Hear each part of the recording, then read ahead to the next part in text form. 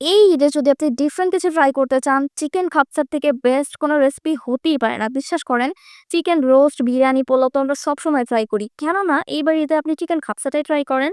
একদমই আমার ওয়েতে আজকে দেখাচ্ছি। শুরুতেই আমি এখানে ১ কেজি পরিমাণ বাসমতি চাল নিয়েছি। খুব ভালোভাবে ক্লিন করে ০.৫ ঘন্টার জন্য ভিজিয়ে একটা সাইডে রেখে নিচ্ছি। কিছু গোটা গরম মসলা আমি এখানে ইউজ করব। তাই শুরুতেই আমি এটা দেখে নিচ্ছি। তারপরে একটা বড় হাঁড়ির মধ্যে ১ম এই তেল গরম করে নিয়েছি। তার মধ্যে গোটা সমস্ত মসলাগুলো দিয়ে নিয়েছি। যেমন স্টার মসলা, দারচিনি, এলাচ, লবঙ্গ, তেজপাতা সবকিছুকে দিয়ে একটু হালকা যখন ভাজা, ভাজা হয়ে যাবে, একটা খুব সুন্দর ফ্লেভার বের হবে, তখন এখানে আমি ১.৫ কাপের মতো পেঁয়াজ কুচি এড করেছি। পেঁয়াজটা একটু বেশি পরিমাণে ইউজ করতে হবে।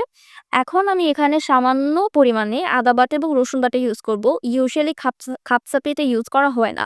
বাট যেহেতু আমরা বাঙালি, আম্মু কেমন খচখচ করছিল যে, "না, একটুখানি দেই, ভাল লাগবে।"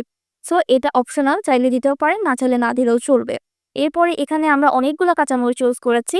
এটা আমরা খুব বেশি শুকনা মরিচ ইউজ করব না, কারণ তাহলে কালারটা লাল হয়ে যাবে। আমরা লাল চাচ্ছি না, এটা একটু হোয়াইটিশ থাকলে দেখতে ভালো লাগে। আর কাঁচামরিচের ফ্লেভারটাও ভালো। তারপরে কিছু শুকনা মসলা এড করেছিলাম, যেমন ধনিয়া গুঁড়া, জিরা গুঁড়া, তারপরে গরম মসলার গুঁড়া এবং লবণ। সবকিছু ভালোভাবে মিক্স করে এখানে ৪ টা টমেটো পেস্ট করে দিয়ে নিয়েছি। এবার সবকিছু খুব ভালোভাবে কষিয়ে একটু কিছুক্ষণ রান্না করে নিতে হবে।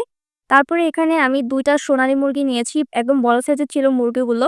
রোস্টের পিস আমরা যেভাবে কাটি ওভাবে করে বড়, বড় করে কেটে নিয়ে এরপরে হচ্ছে আম্মু সবকিছুকেই চুলার মধ্যে দিয়ে নিল। এখন এই মসলার সাথে মুরগিটাকে খুব ভালোভাবে মিক্স করে নিতে হবে। আর তারপরে এটা কষানো হয়ে গেলে এর মধ্যে পরিমাণ মতো পানি দিয়ে দিতে হবে যেন ওটা সিদ্ধ হয়ে যায়। এবার ঢাকনা দিয়ে ঢেকে কিছুক্ষণ রান্না করতে হবে এবং মাঝে, মাঝে ঢাকনাটা খুলে চেক করে দেখতে হবে যে ঠিকঠাকভাবে সিদ্ধ হয়েছে কিনা। সিদ্ধ হয়ে গেলে আম্মু চিকেনগুলোকে উঠিয়ে নিচ্ছে একটা, একটা করে। আর সবকিছু উঠিয়ে ঝোলটাকে আলাদা করে একটা সাইডে রেখে দিচ্ছে। meanwhile আমরা উপরে যে গার্নিশিং এর জন্য বাদামটা রেডি করে রেখেছিলাম, ওটাকে রেডি করব। তাই এখানে আম্মু ১ম এ ঘি নিয়ে নিয়েছে। তার মধ্যে হচ্ছে কাজু বাদাম নিয়েছে এবং কিসমিস নিয়েছে। এখন সবকিছুকে খুব ব্রাউন করে ভেজে নিতে হবে এবং খুবই সুন্দর মিষ্টি একটা সুঘ্রাণ বের হয় এই কাজটা করার সময়। এরপরে চিকেনটা যেহেতু একটু হোয়াইটিশ, এটাকে একটু লাল, লাল কালার আনার জন্য আম্মু এই ঘিয়ের মধ্যেই চিকেনগুলোকে এপিট-ওপিট করে একটু লাল, লাল করে ভেজে নিবে। এতে খুব সুন্দর একটা ঘিয়ের ফ্লেভারও পাওয়া যাবে এবং কালারটাও দেখতে বেশ ভালো লাগবে। সবকিছু ভাজা হয়ে গেলে এখন চালটাকে আমরা প্রিপারেশন নিব। তাই তেলের মধ্যে হালকা অল্প পেঁয়াজ নিয়ে ভেজে এর মধ্যে আরেকটু গাজর নিয়ে নিয়েছে। এবার এই গাজর আর পেঁয়াজটাকেও ভালোভাবে ভেজে নিতে হবে। তারপরে আমরা যে পানি ঝরিয়ে রেখেছিলাম বাসমতি চাল, সেই চালটাকে নিয়েছে এবং খানিকটা ভেজে নিচ্ছে। খুব ভালোভাবে এটাকে ভেজে নিতে হবে। আমরা পোলাওয়ের জন্য যেভাবে ভাজি, এত বেশি না ভাজলেও হবে। জাস্ট একটু ভেজে নিয়ে আমাদের যে ঝোলটা বেঁচে গিয়েছিল, সেই ঝোল আর তার সাথে আরো ম্যাচ করে আ যে চাল নিয়েছি তার ডাবল পানি নিয়েছে এবং পরিমাণ মতো লবণ নিয়ে নিয়েছে। এখানে আমরা একটু টেস্টিং সল্ট ইউজ করেছিলাম, যেটা আমি দেখাচ্ছি না বিকজ এটা একদমই ঠিক না। কেউ চাইলে ইউজ করতেও পারেন, নাও করতে পারেন। এরপরে আমরা যে বাদামগুলো ভেজে রেখেছিলাম, সেগুলো এর মধ্যে দিয়ে দিচ্ছি।